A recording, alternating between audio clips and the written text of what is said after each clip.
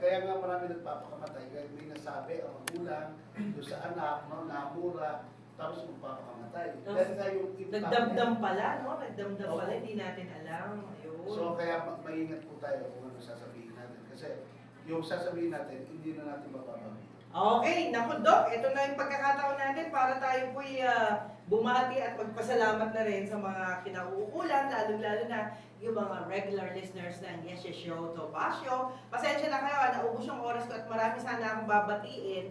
Pero dahil napakaganda ng issue natin ngayon, ito po'y ukol sa kalusugan at magandang buhay. No? Napaka-importante sa ating ang lahat ng sinabi ni Attorney, ni Doc Joey Montemayor. Sige po, nasa inyong pagkakataon.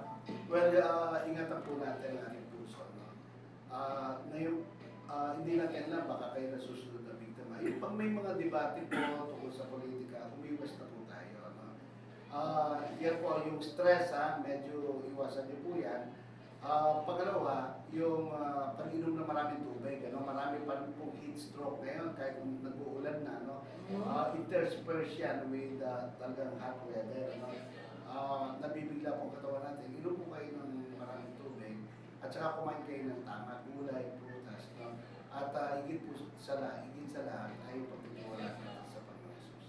Okay, lagi niyo tandaan si Doc Attorney Joey Montemayor ay magiging kaagapay ko po sa lahat ng oras sa loob at labas ng bansa. Kaya antabayanan niyo yung mga ibang pagbabago na ating pong gagawin. At syempre po, ito po yung pasasalamat na rin na pinapaabot natin sa mga on duties natin. Lalo-lalo na sa susunod na program, antabayanan po ninyo ang Balitang Bayan. Siyempre, ng ating gwapong-gwapong Boss Drew Nasino. At happy birthday kay Mr. Edwin Inong ng DWIC Chief Technician. Happy birthday to you. Happy birthday to you. Happy birthday, happy birthday, happy birthday to you. At sa lahat ng mga nag-birthday ngayong araw na to, happy birthday po sa inyong lahat. At mabuhay kayo hanggat gusto nyo.